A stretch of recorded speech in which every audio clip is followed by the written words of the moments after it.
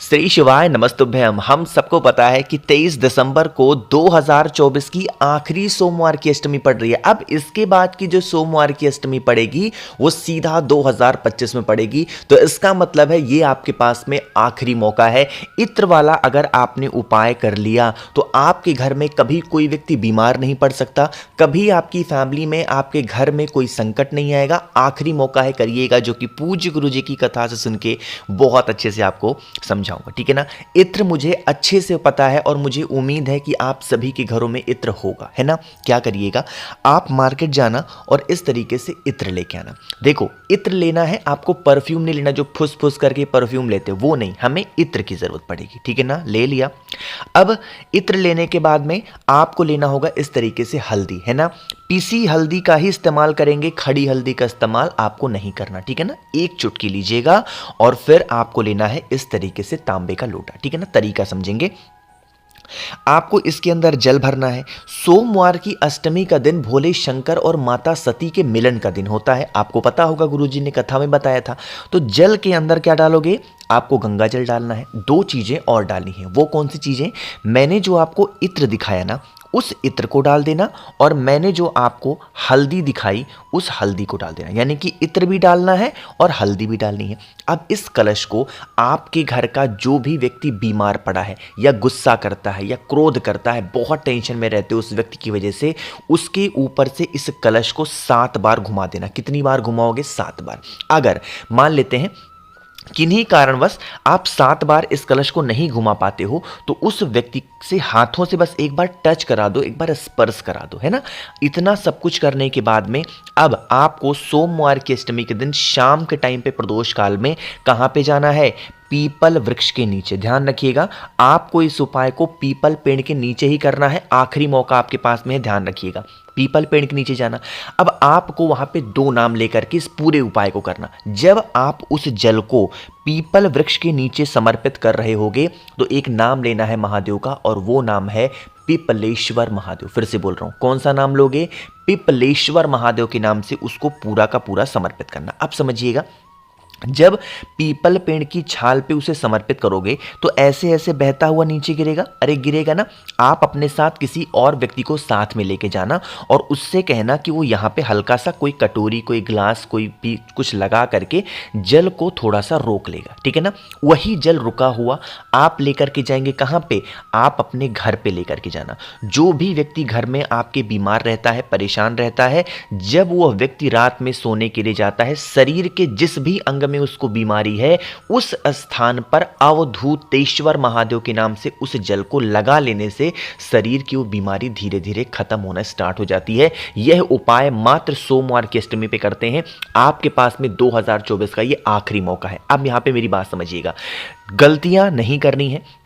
जब उस जल को पीपल पेड़ की जड़ में चढ़ाएंगे, कौन सा नाम लेंगे, अरे बोलो भाई, कौन सा नाम लेंगे, पिपलेश्वर महादेव। जब वही जल रोक करके लेके आओगे घर पे और रात में सोते टाइम बेड पे लगाओगे तो कौन सा नाम लेंगे, अवधूतेश्वर महादेव। गलतियां नहीं करनी है। इत्र और हल्दी का ये उपाय आपको बहुत स्पेशल तरीके से करना है, जिससे आपके शरीर के जो दर्द हो, तकलीफें हो, प्रॉब्लम्स हो, वो सारी तकलीफें दूर जरूर हो जाए। ठीक है ना, चलो आगे बढ़ते हैं। अब इस वीडियो के हम लोग अपने दूसरे उपाय की तरफ, जो कि आपको करना है लाल चंदन के साथ में। यह उपाय आप चाहें तो अपने घर पे भी कर सकते हैं, लेकिन उससे पहले एक छोटी सी बात आपको समझानी है, सिर्फ 10 सेकंड में।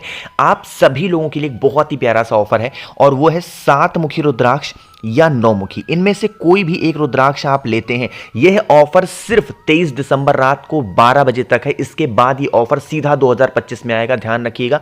तो जिनको भी लेना होगा मैसेज करेंगे।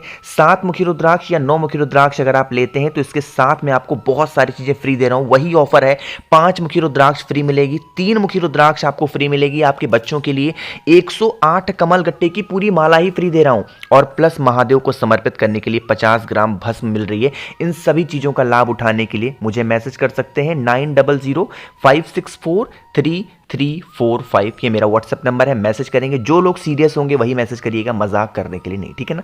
अब हम लोग आगे बढ़ते हैं।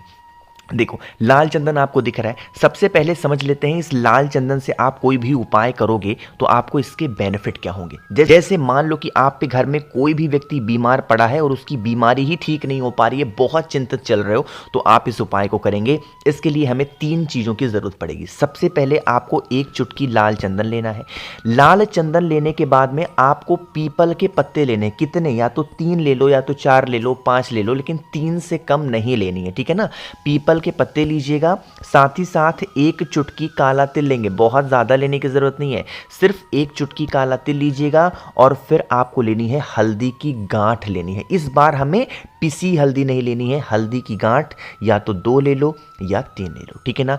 इसको लेकर के और 1 तांबे के लोटे में आपको जल भरना है। जल के ही अंदर जितनी चीज़ें मैंने आपको दिखाई, लाल चंदन आपको देना, इसमें डालना है, आपको काला तिल डालना है, आपको हल्दी की गांठ डालनी है, आपको पीपल के पत्ते डालने, ठीक है ना। अब इस कलश को लेकर के आपके घर में कितने भी रूम्स हो, कमरे हो, उन सभी कमरों में एक बार लेकर के घूमेंगे और घूमने के बाद में महादेव के शिवलिंग के पास आएंगे। अब सारा खेल यहीं पे स्टार्ट होता है, तरीका समझेंगे। फेस रखिएगा उत्तर दिशा, नॉर्थ डायरेक्शन। वहां पर पहुंच करके आपको पूरा का पूरा जल एक ही बार में महादेव के शिवलिंग के ऊपर चढ़ाना है। ना तो यहां चढ़ाना, ना तो यहां, ना यहां, कहीं और नहीं चढ़ाना है। सिर्फ और सिर्फ उस जल को महादेव के शिवलिंग के ऊपर, यहां पे ऊपर समर्पित करेंगे, ठीक है ना। समर्पित कर दिया। जब समर्पित करोगे यहां पे एक नाम लेंगे, और वो नाम कौन सा है, महादेव का कुंदुक रूप कुंदकेश्वर महादेव के नाम से। यही जल बहता बहता बहता जलाधारी से नीचे गिरेगा। जल को रोक लेना। जल को रोकने के साथ जितने भी पीपल के पत्ते आपने लिए थे और वो महादेव के शिवलिंग के ऊपर हैं, उन्हीं पीपल के पत्ते को उठाना और उसे लेकर के कहाँ पे जाओगे, आप अपने घर पे जाएंगे। और जो भी व्यक्ति घर में आपके बीमार होगा उस व्यक्ति के ऊपर उसी पीपल के पत्ते से जल का छिड़काव कर देंगे। जितना जल बचा है पूरे घर में छींट देना। कभी भी आपके घर में कोई भी व्यक्ति बीमार नहीं पड़ेगा, और जो भी व्यक्ति की बीमारियां होंगी उसकी बीमारियां खत्म जरूर हो जाएंगी। बहुत आसान सा उपाय है, करिएगा। सोमवार की अष्टमी का आपके पास में ये आखिरी मौका होगा, ठीक है ना। हम लोगों ने यहाँ पे बात कर ली है अपने 2 उपाय की। आगे बढ़ते हैं अब इस वीडियो के हम लोग अपने तीसरे उपाय की तरफ, जो कि ये भी आपको किससे करना है, इत्र के साथ में करना है। लेकिन उससे पहले जल्दी से कर दीजिए वीडियो को लाइक। जिसने अभी तक चैनल को सब्सक्राइब नहीं किया, मेरी आवाज़ आप पहली बार सुन रहे हैं, चैनल को ज़रूर सब्सक्राइब करेंगे। और फिर से आपको बता रहा हूँ, अगर धन की कमी है तो आज ही 7 मुखी रुद्राक्ष धारण कर लो। मुझसे नहीं लेना, मुझसे मत लो, मैं नहीं कह रहा हूँ ले लो, कहीं भी कहीं से भी मिल जाए 7 मुखी रुद्राक्ष धारण कर लो, यकीन मानिए, लेकिन असली करना, ठीक है ना। 3 महीने में असर दिखेगा। अब बातें करते हैं इस उपाय की। यहाँ पे आप सभी को दिख रहा होगा इत्र। अब यह उपाय किसके लिए होगा, इच्छा पूर्ति। जैसे घर में अगर कोई भी आपके है जिसकी मनोकामना नहीं पूरी हो रही है, बहुत दिनों से परेशान है, चिंतित है किसी भी कारण से सॉरी, तो आपको लेना होगा इत्र, ठीक है ना। इत्र के साथ में एक छोटी सी चीज और लेनी है, और वो लेनी है एक बेलपत्र। अब यहाँ पे थोड़ा तरीका समझेंगे। हमें 3 बार जल चढ़ाना है महादेव के शिवलिंग के ऊपर। कितनी बार चढ़ाओगे, 3 बार। तरीका समझेंगे। सबसे पहले सबसे पहले तांबे के लोटे में जल भरेंगे, और जल के ही अंदर क्या डालोगे, इत्र डाल देना। अब और कुछ नहीं डालना है, ना तो गंगा जल डालना, ना तो कुछ भी डाल, सिर्फ और सिर्फ जल के अंदर क्या डालोगे, इत्र डालोगे। और इस जल को उठा करके महादेव के शिवलिंग के ऊपर समर्पित करना, श्री शिवाय नमस्तुभ्यम का जप करके। पहला जल हो गया। दूसरा जल फिर से आपको भरना होगा इसमें जल। यह उपाय अपने घर पे करना है, मंदिर में नहीं करना, ध्यान रखिएगा। अब दूसरा बार भी जल अपने घर से ही भरोगे।